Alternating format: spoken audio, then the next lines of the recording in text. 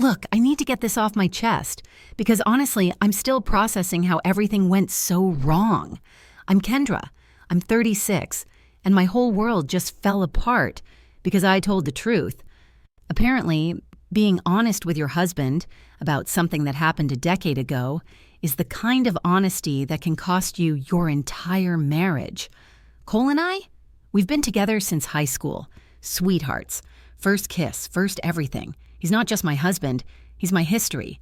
And maybe that's why this hurts so much, because he didn't even give me the benefit of the doubt, not for a second.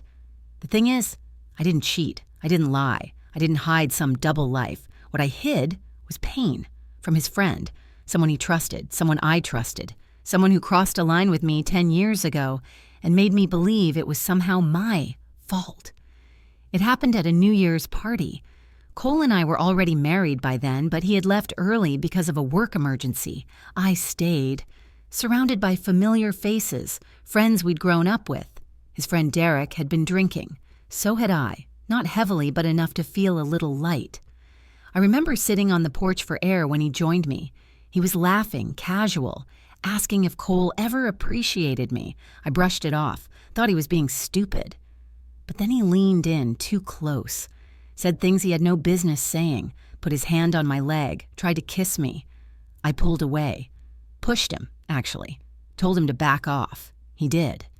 Eventually. But not before leaving me with that sick, twisted voice in my head. If you say anything, who's going to believe you? So I didn't say anything.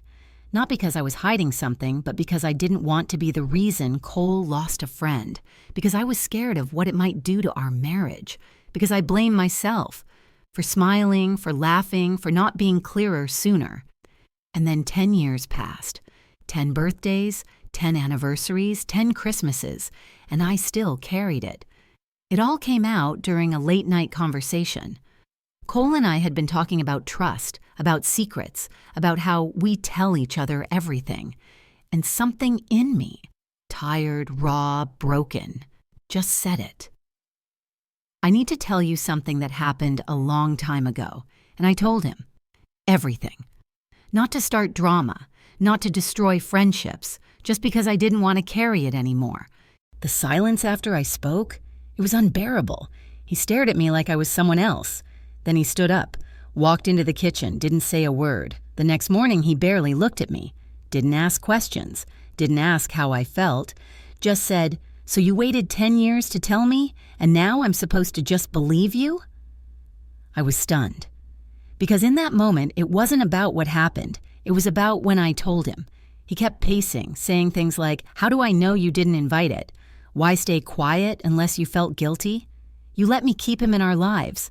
Yes, I let him stay in our lives because I didn't want to break something that felt like family, because I didn't want to be the dramatic wife, because I didn't want Cole to look at me the way he was looking at me now, like a stranger. For days, we barely spoke. He moved into the guest room, told me he needed time to sort out what this means, what it meant. It meant his friend tried something disgusting. It meant I stayed loyal, stayed silent, and stayed with him. But he didn't see it that way. The worst part? Derek is still denying it. Cole asked him. Of course he did. And Derek, surprise, surprise, said I was drunk and flirty, and that I came on to him. Cole didn't say whether he believed that, but he didn't exactly defend me either. He just looked tired, like my truth was too heavy for him. One night, I walked into the kitchen and said, "Do you honestly think I would make this up after 10 years just to ruin your friendship?" He didn't answer. Just said, "I don't know what to think anymore, Kendra." And that hurt more than any betrayal. Because all I wanted was for him to believe me. Just believe me. We're still living in the same house, barely talking, like roommates waiting for the final conversation neither of us wants to start. And the saddest part? I don't regret telling him. I regret that he wasn't the kind of man who could hear it and hold me through it. If you've ever opened up about something painful, and instead of support, you got suspicion, you're not alone. People talk about honesty like it's the holy grail, but sometimes honesty is the very thing that breaks you. I waited 10 years to speak, to protect him, to protect us. And now the truth is out, and so is his loyalty. I don't know what happens next, but I know this. If someone tells you their pain, don't analyze the timing. Listen to the courage it took to say it. Because I waited 10 years to tell him what his friend did to me. And now he looks at me like I'm the one who broke his trust.